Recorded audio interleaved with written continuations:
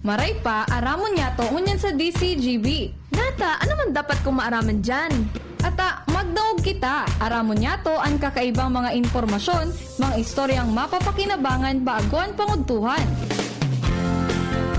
Totoo yan. Uya na ang programang Aramon Yato digdi sa DCGB. Kaiba si Mardelal. Aramon Yato.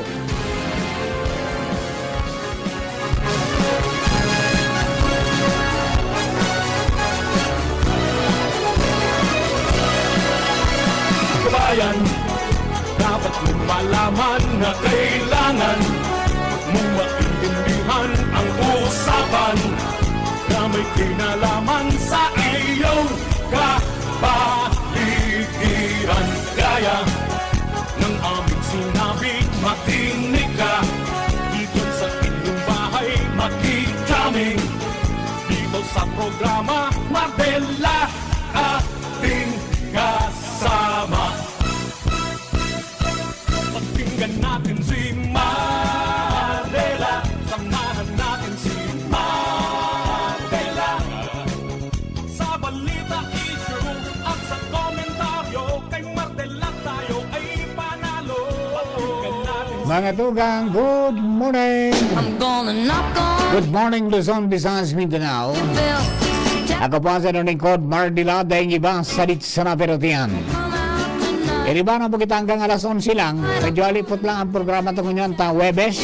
Mag-Webes po. I'm gonna knock Papasok pag 11 o'clock to 12 o'clock ang mga kaibigan natin from DNR Regional Office number 5 para po ma-update kita kan mga pinagigibong mga lakdang kan DNR para maproteran sa iyang kapalibutan ng Mother Earth. At siyempre, ang mga latest asin mga programa na ipinagpapautob ninda ngunyan pong mga panahon na ini. Para po magiyahan ang mga kabarangay. And then you can participate naman sa program ninyo sa bagay pang text asin pag chat dyan po sa ano yan sa chat box kan DCGB News on Facebook po asin duman sa inda at i-share ninda po yan sa tuyang programa. Ayan pong programa ninda. No? Alright, duman po sa mga kababayan nato, mga dugang, happy birthday sa mga birthday celebrators. Have many returns of the day. More life, prosperity, and happiness. Siyempre, mga tugang, so mga ka-seniors ta, ha? Mga kapako-seniors, paalala po, tabi. Mainit ang panahon. Diyan sa nakita sa Limpoy, dahil magparahiro-hiro. Kung nasa loob ka narungduman kita sa lugar na sa party ka narungta, doon sa lugar na medyo mauruimbong, mapuro-presko. Kagani pong dahil kita magkaigo ng problema. Dahil magbanpad sa saldang kanal daw ng direkta. Pagkatapos mag-inom tabi ng kadakol na tubig. Ha? Mga kapako seniors, huwag magsinotil. Ang magsinotil, gadahan. Ang yari ayan po, ingatan taan na heat stroke. Ingatan natin ang heat rashes, yung heat exhaustion. Ingatan na po yan, mga tugang, para po dahil kita magkaigo ng problema sa saludyo. Alright, naman sa mga kababayan ta, mga tugang, padagos po ini na mga pagpreparar sa tuya pong mga kababayan. Ready na. Nag-ready na po ang mga tourist spots, ang mga tourist destinations ta, ang mga accommodations, as in mga restaurants, mga tugang, sa piglalaom na influx kan mga turista, mga tugang this summer season. Yan. Medyo hatab mo niyan ang kailan ba nga ang Holy Week, ang Huwebes Santo at saka Biyernes Santo is 17-18, yeah? April. Okay, so may mga naggaranda na po tabi. Ha? Actually, kami sa Kabalikat Civicom, Santo Domingo chapter, nag-ready na. Nag-urulay na sa mga offices, and then by Saturday, maururun man so general membership tabi. Mga nagarantabay na 41s. Kan Kabalikat Civicom 430 sa Rumbangi Base chapter, may general membership meeting tabi kita sa Sabado 7 o'clock in the morning, in the evening, Diyan po sa Barangay Hulkan, Barangay Pandayan, diyan po sa teritoryo ni 43031 Cap Joy, Valenzuela. Diyan mo, makigamit kita kang Barangay Hall, medyo marami-rami tayo niyan sa Saturday. Dahil magpalta, mag-aratendir lalo sa mga prubi. Tangani na ma-experience din do, how is it, mga tugang to be a volunteer? As in, ano yan, how is it na mag-conduct ng Operation Summer Vacation ang mga radio groups, mga volunteers na inaaway lagi ng mga asawa dahil sa panahon ng pangailangan nawawala sila para lang makatabang po sa komunidad. Service to the community to serve God. Yan ang mga ano yan natin. Kasi kasunod yung mga radio. And then, hello sa sa NTC, National Telecommunications Office, Commission. Diyan po kay OIC, Regional Director Attorney Judy Ann Bilangel. Ma'am, may sulat po kami na ipapadala din sa inyo. As usual, every year po, bago mag-conduct kami ng Sumbak Operation, nasulat kami sa NTC para ipaaram, ipaisi kung anong frequency ang samuya pong official na gagamiton during the operation.